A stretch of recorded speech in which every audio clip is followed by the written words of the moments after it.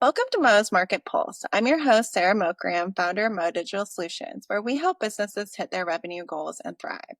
On this podcast, we talk with industry leaders about their business, market trends, growth strategies, and what's ahead. Today, I'm super excited because we have Steven Rothberg, founder of College Recruiter, on our episode today. Thank you, Steven, so much for taking time today to join me. Sara, it's such a pleasure talking with you. Thanks. So I've just been really looking forward to dive into your journey and what you've built with College Recruiter. And I'm hoping to kick things off. You could take us back to kind of the origin story. What was the initial problem you spotted in the market, and what led you really to start College Recruiter? Yeah. So the company that College Recruiter has become, well, which is sort of a job search site. You think ZipRecruiter, Indeed, LinkedIn, but for candidates who are early in their careers, students, recent grads, et cetera.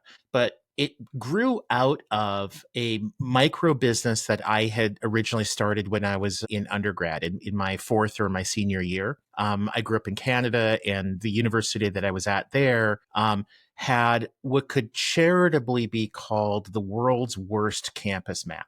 It was like a photocopy of a photocopy of a photocopy of a photocopy. You could barely make out the names of the buildings and streets. It was just brutal. I went to them and said, hey, I'll publish a new campus map for you, give you, I think it was something like 25,000 copies. It was enough for them for the whole year, if you agree to make it your exclusive campus map and if I get to sell advertising around the borders. And they said, sure, which I thought that I was the world's savviest businessman at the age of 21. And turns out that like literally a couple of days before I went in to talk to their PR person who sort of owned the budget for the campus maps, that he had just been told that he was facing, I think it was like a $10,000 budget cut, maybe 20,000. He was basically choosing between eliminating a staff person or the map for the campus. So in walks this guy who has like a no lose proposition. I'll do the campus map for you. Well, if I didn't, or if it was crap, he just would have gone back to plan A, which was eliminate the campus map or maybe terminate the employment of somebody. But on the other hand, if my map turned out okay, great. He can save that budget, keep the staff person. And of course, that's what ended up happening. One thing led to another. I came to Minneapolis, where I live now, went to law school, graduated, and I was practicing my first year after graduation. And that entrepreneurial bug kind of bit me again. Got the business started again here in the Twin Cities, was publishing campus maps, started to publish magazines, print magazines called College Recruiter that had ads from employers looking to hire students and recent grads. And then this thing called the internet came along in the mid 90s. And so we added the website. And then within a few years, the website had really taken over the business. Nice. And so I know you've transitioned, right, through different phases of this business. Can you walk us through the different pivots and why they were necessary in your mind, and what kind of impact it had on that growth and client relationship? Yeah, sure. I would say that we've never pivoted. And the reason I say that is because in my mind, and I know lots of people would disagree with me on this. So, feel free to send me hate mail. But in my mind, a pivot means that your existing business model is not working, and that you have a choice of making a radical change or going out of business. That was never our choice. We evolved. Our original business models were working, but not as well as what we thought we could evolve into. For the last major one was actually about 10 years ago, 2014. The vast majority of our customers, the employers that are paying to advertise their job openings, were buying job postings from us on what we call a traditional duration basis. Spend $300, you get a job posting ad that runs for 30 days. Maybe you hire somebody, maybe you don't. Maybe you hire 10 people, maybe you hire two. But it's $300 for 30 days, or 200 or 100 or whatever the particular job board charges. All of the risk of that job ad working or not working is on the employer. The reality is the media, the publisher, the job board has a lot of impact on whether that ad works or not. How much traffic are you getting to the job board? How well are you getting some of that traffic to that particular job posting? How well qualified and interested is that traffic? Are those candidates that go to the job posting? Are you sort of matching them up well? If you've got engineers looking at retail jobs, they're probably not going to apply and they're certainly not going to get hired. We started to see in our industry some of the bigger sites, like Indeed, for example, moving to a pay for performance model. And in our industry, the most common way that that was done was cost per click. When a candidate comes to the job search site, runs a search, finds a job posting that they're interested in, and then clicks the apply button, the candidate goes to the employer's site, their career site. Often it's an applicant tracking system or ATS. When that happens, that's the click. And we might get paid 50 cents or $1 or $1.50. So we had a couple of customers that were doing that back in 2014. And we really felt like that was the future of the business. And so we started to invest in that, not so much in terms of dollars or tech, but going to our customers and offering that as an option. Let's see if they're interested. And if enough of them are interested and the opportunity actually does pan out, then we'll start to build the tech to better support that. So the very early versions of our cost per click or pay for performance product was built basically with like bubblegum, Band-Aids, and baling wire. And it was incredibly manual. It was incredibly inefficient, and it was incredibly successful. We had customers that were happy spending $10,000, $12,000 a year with us, that within months they were spending 60 grand a year with us and happier, because we were delivering far more candidates that were far better qualified for their roles. Not every customer, but enough of them that was much better aligned. And so then we added that as an option. And I think that's a mistake that a lot of small businesses make, even some larger businesses, that they think that just because they have a better mousetrap, they need to force all their customers to use it. The reality is a lot of their customers are very happy with the old mousetrap. And if you try to force them to use the new one, you're going to lose some of them. Why? If there's a compelling reason, fine. But if you can offer both products, why not? Gotcha. So you now offer both avenues for your pricing. Yeah, we have what people will call a hybrid business pricing model, I should say. So some of our customers are still advertised on a traditional duration basis. Very, very, very few of them. The most of them will advertise on that cost per click. And we also now offer cost per application. So the candidate goes to the employer site and completes an application. So we get paid a lot more for that. Pardon me, of course, but some of our employer customers really prefer that. It reduces their risk. I see. And so I know your company is College Recruiter. So do you have to be a college student to utilize your platform? No. So the early on when we were doing the magazines were distributed. There were 4 different regionalized versions, and they were distributed by about 200 or 250 different schools through their career service offices, which meant for all intents and purposes, you were going to be a student. That's because very few graduates, especially those who graduated more than a few months, are going to go back to their campus, go into the career service office. Name College Recruiter came out of the most common job title that our customers had. Our points of contact within the big companies, their job title was typically College Recruiter. Now, it's really rare to see somebody within like a talent acquisition department with a job title of College Recruiter. You usually see something like early talent director or manager of early careers, something along those lines. So our target audience on the candidate side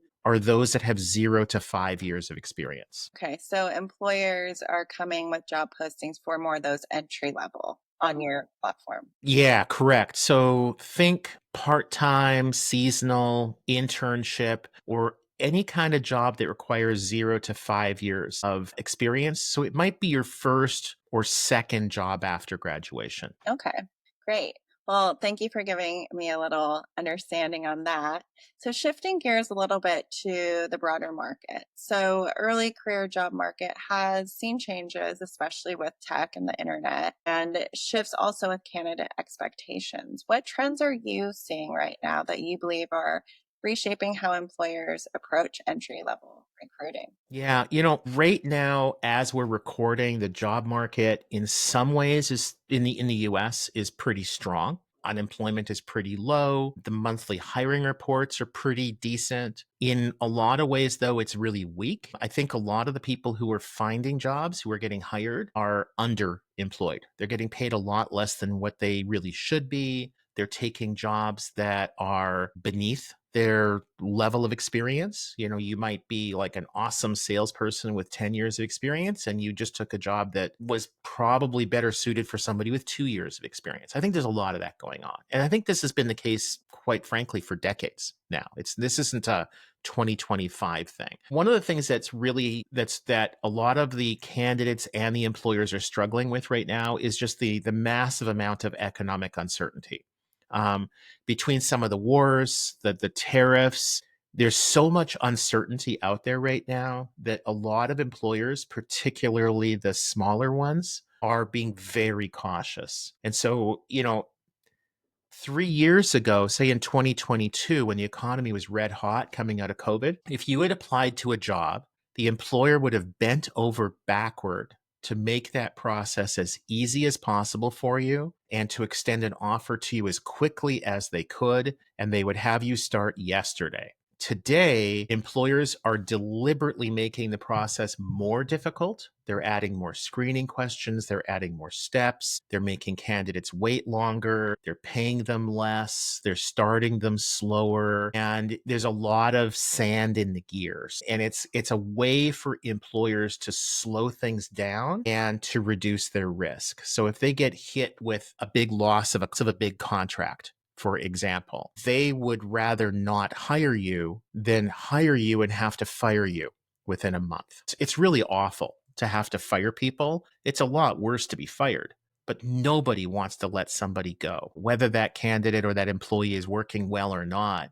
It's just not the thing that anybody gets pleasure from, and it's very disruptive to a business to bring somebody on, start to train them, and have to let them go. So hopefully the economy gets more stable, more predictable. And when that happens, I think we're going to see a hiring surge somewhat similar to 2021, 2022, where employers are again going to be falling all over themselves to hire people as quickly as they can. That's my hope. Have you seen, with all this uncertainty going on in the economy, has there been any direct impact on College Recruiter with people wanting to post and put job postings out there? Yeah, absolutely. So College Recruiter, the industry that we're in, you can kind of, well, if you remember the movie Shrek, where Shrek was talking to Donkey about onions and ogres are complicated, you peel back different layers of the onion, and our industry is no different. Lots of other industries are the same thing. So we're in the job board industry, which is within the talent acquisition technology industry, which is within the human resource technology industry. All of those have been negatively impacted by all the uncertainty. So it's not just a college recruiter thing, it's right across the board. Almost every job board, almost every TA tech company, almost every HR tech company has seen slower sales cycles. A sale that might have taken 2 weeks before might take 2 months now. An employer that might have spent, say, $25,000 a couple of years ago might be spending only $20,000 or $15,000 now. So budgets are harder to come by and sales take longer to close, without a doubt. Mhm. And so, with other players such as Indeed or Handshake or any other really platform that is a competitor with College Recruiter, what makes your platform unique and valuable in this crowded space? Yeah, you gave two great examples, Sarah. So Indeed is the world's most popular job search site. They have the most traffic. They have the most jobs being posted to them. They have the most candidates using them. They're what most people would refer to as a general site. All different kinds of jobs requiring all different levels of experience. Just about any job that you can think of would be suitable to post to Indeed. Handshake is much less known. Those of your users who are either students or recent grads, or if they're on the employer side and they're doing a lot of hiring of those people, they'll know Handshake. So Handshake is the best way of describing them is a career service office management platform. They basically provide career related software to college and university career service office sites. So you can schedule interviews with it. It helps you with like virtual career fairs. You can host a virtual career fair on there. There's a job posting part of it. There's a resume search kind of area that Handshake will call like a data, where employers can go in and basically like keyword search to find candidates that are of interest and then message them. Listeners that are familiar with LinkedIn InMail, it functions somewhat like that. Handshake is also a niche site like College Recruiter. The niche is at a high level kind of the same. We're both the candidates that are using Handshake are the same kinds of candidates that use College Recruiter. They are students, recent grads, others who are early in their careers. What's really different about Handshake, or a couple of things that are really different about Handshake is in what they call a triple-sided marketplace. So most job boards are in a double-sided marketplace. We have one customer group are the candidates. They don't pay to use our services generally, but they are the people who are using our site the most. The other customer group are those that are paying the bills but hardly ever come to our sites. And those are the employers that advertise their job openings. Handshake has a third group, and that's the career service offices. So they make most of their money by charging career service offices a fee for the software.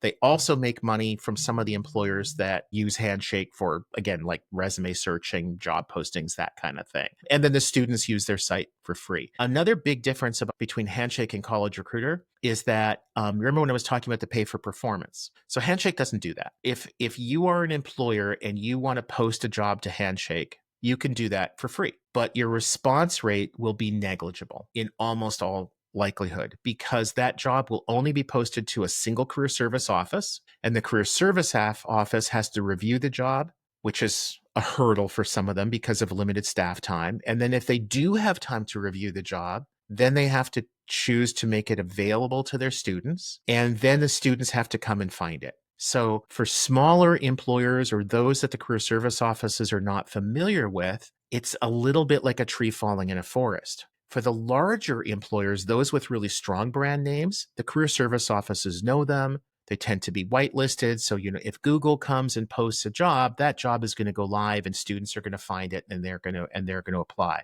But those employers pay like a flat fee. They pay like a fixed fee per year. Whether that employer hires a ton of people or hires no one, they're going to pay that same cost. And with College Recruiter, we have that more pay for performance model. So employers only pay with us if they succeed. I see. So with the Handshake, it's, if they know you and you're a reputable company, then those job postings will be seen quickly Yeah. and by more people because they just kind of get funneled right through. Whereas if you aren't, then those might take more time and might get lost because they're just having to go through all this process. Yeah. If you've ever been to a career fair, and you walk into the gymnasium or the arena or wherever it's held, and there might be 50 different companies or 500 different companies, and you as a candidate are kind of like looking around, your eye is not going to go to that business to business, plumbing company. If you're looking for a civil engineer job, your eye is going to go over to like the big sexy company with a strong brand. The Apples, the Googles, some of the government agencies, right? You're just going to be more familiar with the organizations that have a strong consumer brand. And so those companies tend to win. They tend to get the best and most candidates from career fairs. And platforms like Handshake, where the career service offices have to approve the postings, it's kind of the same. So it can be great. Don't get me wrong. I think they do a great business, and I think they provide great value, but it is different. Mm-hmm. That makes sense. And so now shifting a little bit back to the external forces like the economy that we had talked Hmm. about. What other challenges or external forces outside of the economic uncertainty do you see as the biggest threats or kind of things that you need to think about for your business in the next few years? Yeah, just about anything related to AI. And I think this is true for just about any business out there. And in our industry, there are a couple of things that are happening that listeners that might not be all that familiar with the job board industry might be like, wow, that's kind of interesting. Like they're all, again, these layers to these onions. So one thing that's happening that you see a lot of in the media is our bots or fake candidates applying to jobs. So there have definitely been some documented cases. We had one where a candidate who didn't really exist applied to a job. And big employers are getting those all the time. So why would an AI bot be built to apply to jobs when clearly that AI is not going to be able to show up on Monday and flip your burgers? And the reason is there are some bad actors out there, organized crime, some foreign nations, hostile foreign nations, that the idea is if you can get your fake candidate, your AI bot, hired, the interview's on Zoom, the candidate supposedly is remote, but if you can get them hired, you've now infiltrated that organization. And you can use that sort of fake person to gain access to their hiring systems, to gain access maybe to their accounting systems, their IT systems. And so you've kind of got a mole in the organization. So that's one problem. Another problem that's somewhat similar are real candidates applying to far more jobs than they would otherwise. So when I was young, pre-internet, you went to Kinko's or some photocopy place and you paid to print your resume. You wrote out the envelope, you put a stamp on it, you mailed it off. There was a significant cost to the candidate to apply to jobs. As job boards came along, you could apply to jobs within just minutes. And now there are AI solutions out there that some candidates are using that are making that even faster. And some of them, like the most notorious one, is called Lazy Apply. Candidate pays, I think it's something like $20 a month, and it will apply to thousands of jobs for you. One of the problems is nobody should be applying to thousands of jobs. Maybe at the most 100. And so you've got a real dilution. The typical employer that gets an application, if that person applied to 1,000 jobs, even if the employer wants to hire them, it's extremely unlikely that that person will say yes, because they probably got offers from a bunch of other companies too. Also, it massively increases the number of applications that employers get. So instead of getting 20, 30, 40 applications, maybe they're now getting 300, 400, 500. And how do they weed through all of that? So some employers are kind of getting overwhelmed. There are definitely some solutions out there. They can turn off their postings. Instead of running an ad for 30 days, run it for 3. You don't need to get every application from every qualified candidate. You just need to get enough applications from enough qualified candidates that you can hire the person you need to. And so that's a big deal, sort of the noise, if you will. Another issue that's affecting job boards, or probably will, it's maybe just barely starting now, I think a year or two from now it'll be bigger, is agentic AI. And that's where legitimate candidate uses legitimate AI to basically say to the agent, the AI program, I'm looking for a marketing job in San Francisco. Here's my resume. Go find me. And the software will go out almost like you're searching Google or a job board, and it will find jobs that it thinks you're well qualified for, just like a human would, and it will apply on your behalf, or sometimes just make it far easier. It'll come back to you with like 30 results and basically say, hey, Sarah, please confirm that you want me to apply to these 30. And you go, yes, yes, yes, no, no, yes, yes, yes. And then it applies for you. That, again, it's like another step forward in making it far faster for the candidate to apply, which means that they're going to apply to far more jobs. And they're probably not going to be as careful about the jobs that they're applying to. So I think we're in a cat and mouse game, maybe call it whack-a-mole, where for every technological advance that makes it easier for one group, there's going to be another technological advance that offsets that. And at the end of the day, I kind of feel like we're getting it into this like an eye for an eye, and everybody ends up blind. Yeah, that's an interesting perspective about how AI will play into these job postings and candidates, because now that you say that, that makes total sense. I mean, people will even utilize AI to craft probably their letters, their resumes, Mhm. and definitely to get their resumes out to as many people in hopes that they land a job. Yeah. And, if you were, let's say you were my niece, right? And you came and you said, hey, Steven, you've been here, you've done this before. Can you help me by reading over my cover letter, by reading over my resume, by talking to me about the kinds of employers and the kinds of jobs I should apply to? Like, people have been doing that for as long as there have been jobs to apply to. It's a good thing. And if AI can do that better than your uncle, like, why not? We should use technology where it can help all of us. The problem is it can be too easy. right? Like you want it to be a win-win situation. You want it to be a win for the candidate and you want it to be a win for the employer. But applying to 1,000 jobs, the vast majority of which you have no interest in, that creates a lose-lose. And that's the scenario that I'm a little bit worried about. And also, just though in the past, the resume or cover letter really was what the employer used to get an idea of that person, right? Hmm. So now, if AI is being relied on so heavily, it might not be in their voice anymore or their way of writing. And so then you're going to miss out a little bit on that screening process that employers used to use. Yeah, and I'm so glad that you brought that up. So there's a case like what you were saying where it's a good thing to use AI to rewrite your resume, and there's a case where it's really bad. So the good case is, and I'm just making this up, Sarah can't write her way out of a wet paper bag. Her grammar's horrible, her spelling is horrible. It's amazing that she graduated from middle school, like let alone high school, let alone college or university. But Sarah is a fantastic software engineer. Like spelling and grammar is not all that important to your job. Using ChatGPT or Gemini or Anthropic or some other product to kind of wordsmith, to clean up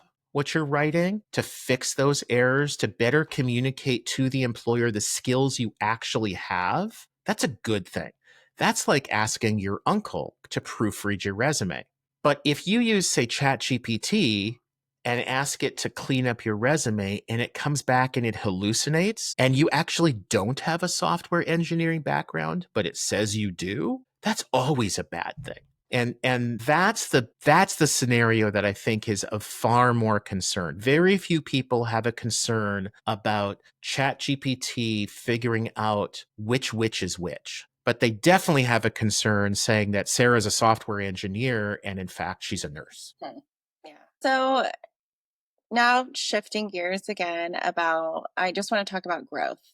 Mm. And you've obviously built a sustainable business and it's doing well. So, what growth strategies have been most effective for you so far, especially when you're scaling client acquisition? Yeah. So when we think of growth, then I think we have to kind of define what we mean by that, right? Because different businesses have different ideas around that. One way of measuring growth in our industry would be the number of candidates that use your site. And about 12 million use our site a year. Is that good? Is that bad?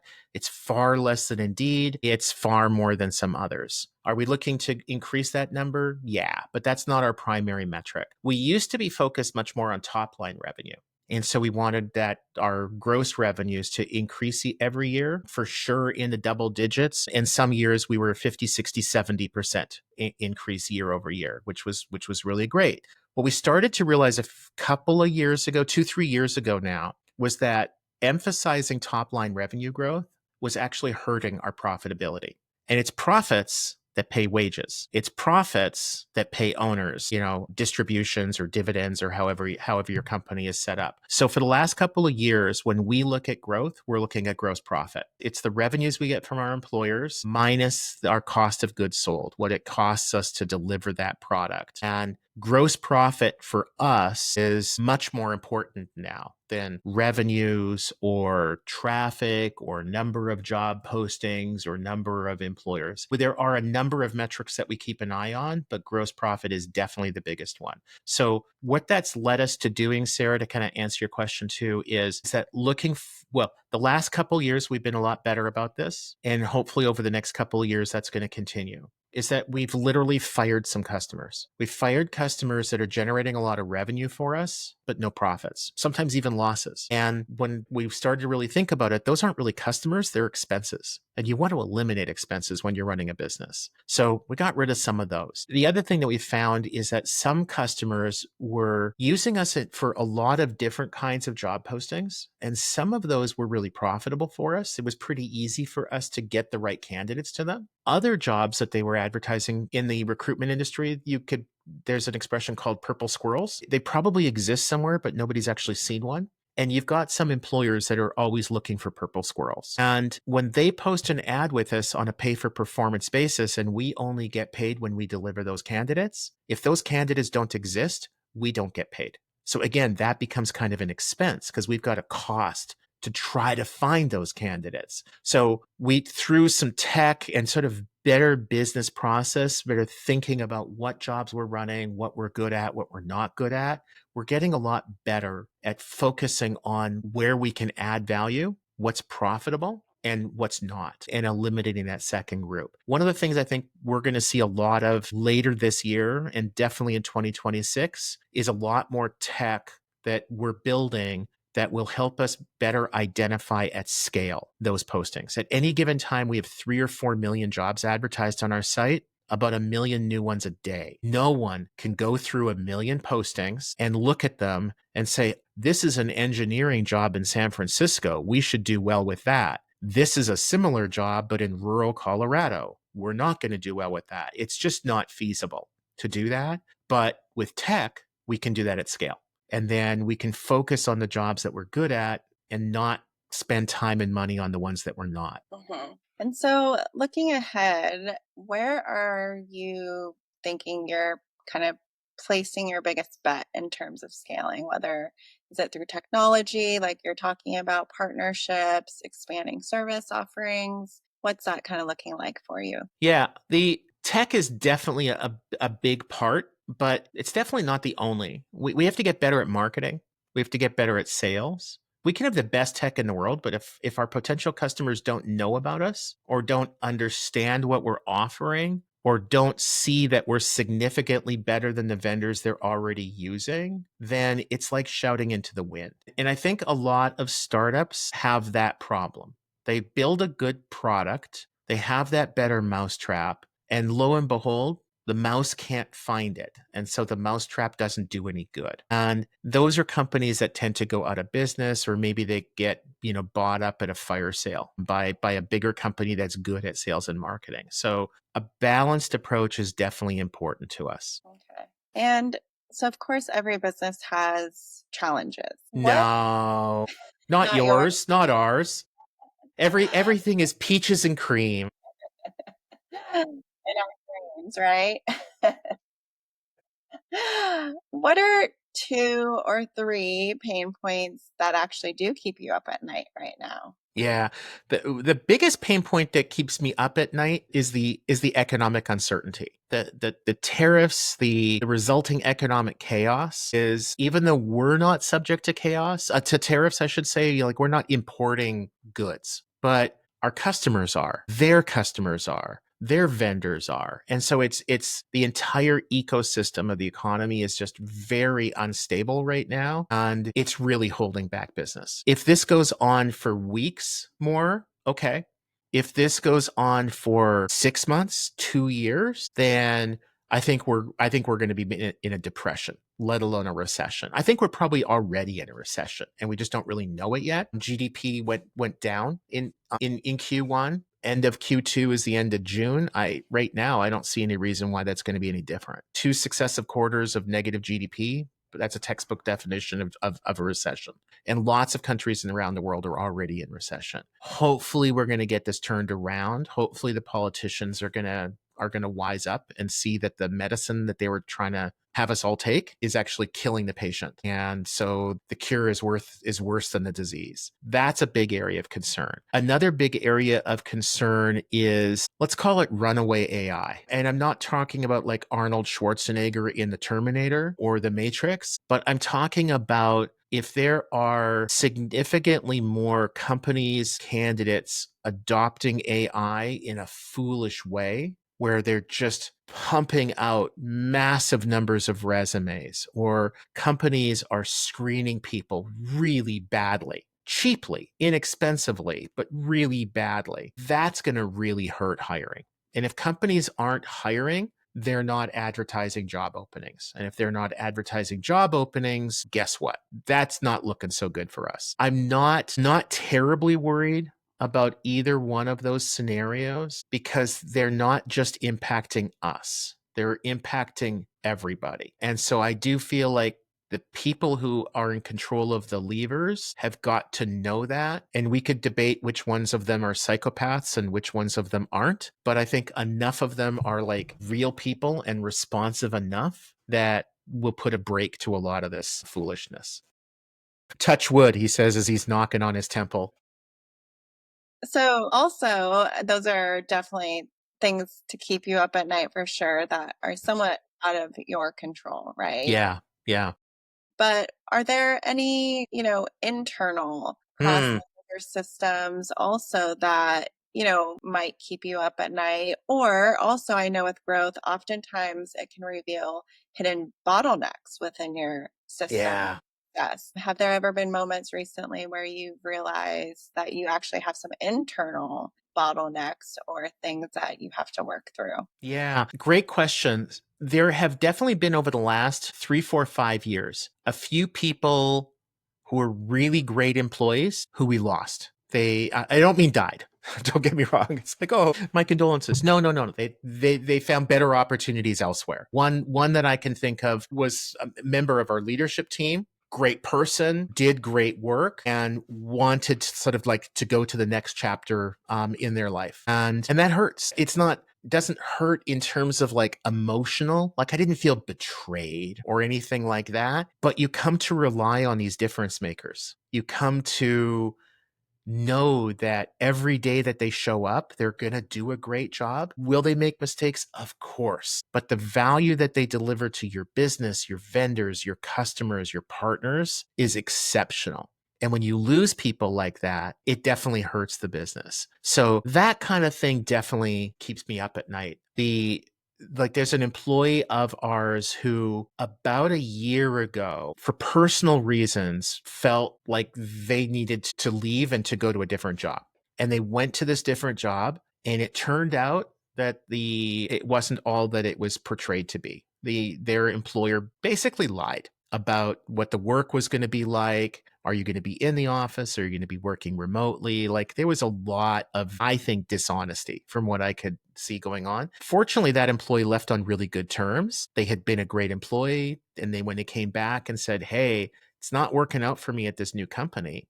Can I come back? Can I boomerang is what some employers will call that. It was like, yeah, and so they've been back and doing a great job for us again. So, another lesson that I think I've learned over the years is never to say never. Employers that say, Sarah, you quit because you found a better job, you were taking care of a sick relative, you're having a baby or whatever it is, you're dead to me. That's not so smart. Right. Yeah, that's a really good point. It's all the situation, right? And the scenario and how they exit as well is super important. Yep. If they flip their desk over and they throw some stuff at their manager, then probably that's not a person that you want to welcome back into your workplace.